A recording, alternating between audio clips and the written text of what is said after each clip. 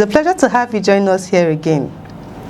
Fresh tragedy has struck Kaduna State after gunmen launched a deadly midnight attack on a community in Kauru local government area, leaving at least 9 people dead and several others wounded. The attack occurred in Agwan Magaji community, located in Kamoru Ward, a settlement situated along the volatile Kaduna Plateau border corridor. Residents were reportedly asleep when armed attackers stormed the community at approximately 1 a.m., opening fire on unsuspecting villagers and plunging the area into chaos. The latest bloodshed has once again highlighted the persistent security challenges facing communities along the Kaduna Plateau axis, where residents have repeatedly endured violent attacks, displacements, and loss of lives. According to community leaders, the attackers moved through the village under the cover of darkness, shooting indiscriminately and creating panic among families who struggled to escape. By the time the gunfire subsided, 9 residents had lost their lives, while many others were left nursing injuries.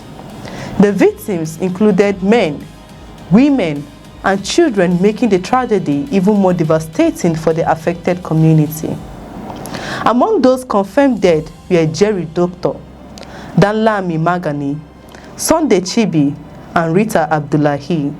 The attack also claimed the lives of several young children, including Sunday Elkan, Esther Kefas, Happy Friday, and Moses Daddy. Another victim, identified as Daddy Ibrahim, also lost his life during the assault. The loss of young children has particularly intensified grief across the community, with many residents struggling to come to terms with the scale of the tragedy. Families who went to sleep expecting another ordinary night instead wake up to scenes of devastation and mourning.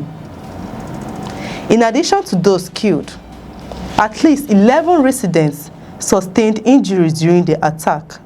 Some suffered gunshot wounds, while others were injured as they attempted to flee from the attackers. The injured victims are currently receiving medical treatment as authorities continue to assess the full impact of the incident. Community leaders said the attack has left residents living in fear and uncertainty. Many families are worried about the possibility of further violence and are calling on security agencies to provide greater protection for vulnerable communities.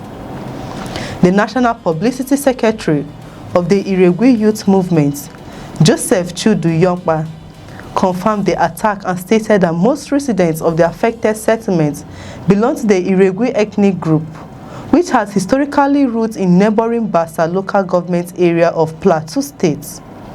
The National Secretary of the Iregui Development Association, Danjuma Dixon Auta, strongly condemned the killings and described the incident as another painful reminder of the security challenges confronting communities in the region.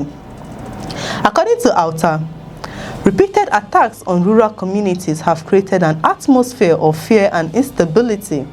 He urged security agencies to conduct a thorough investigation into the incident and ensure that those responsible are identified, arrested, and prosecuted.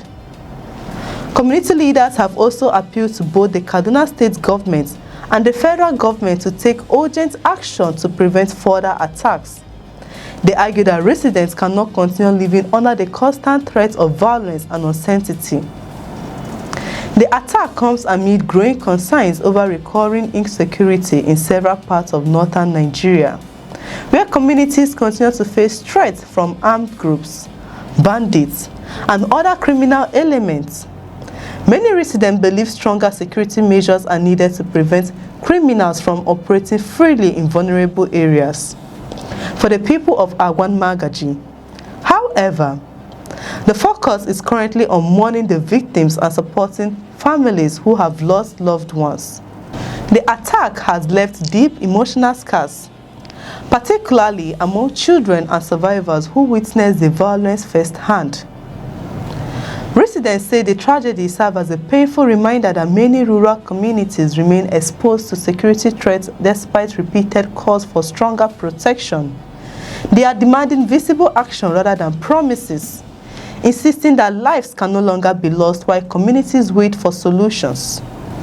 As investigations continue, security agencies face mounting pressure to track down those responsible and reassure frightened residents that justice will be served.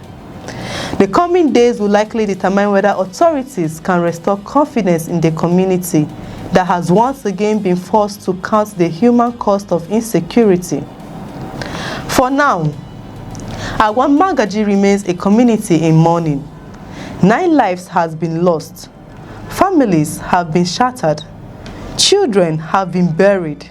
And another chapter has been added to the growing list of communities affected by violence in Nigeria. The people are demanding answers. They are demanding protection. Above all, they are demanding that the killings stop before more innocent lives are lost. Share your thoughts in the comment section, and if you value updates on national security and major developments shaping Nigeria's future, please subscribe and stay connected for more in-depth reports. I'm Chidera Isom. Bye for now.